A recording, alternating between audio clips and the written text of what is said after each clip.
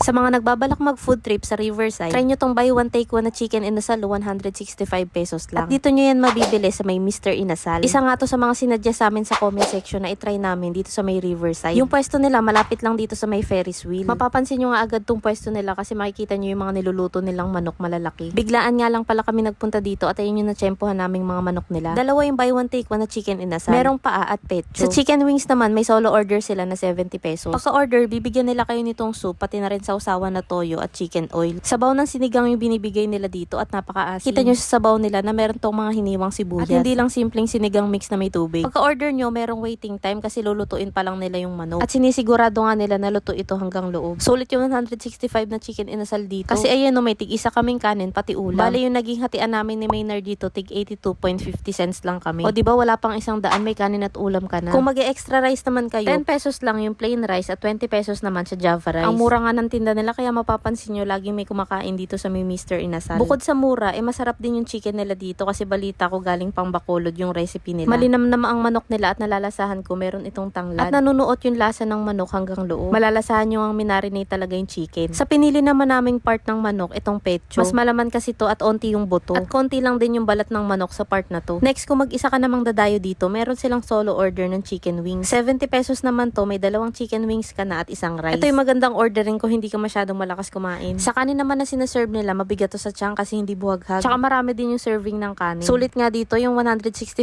pesos para sa buy one take one na chicken inasal. Kaya naman sa mga dadayo dito sa may Riverside at naghahanap kayo ng mura at masarap na food trip, subukan nyo na rin kumain dito sa may Mr. Inasal.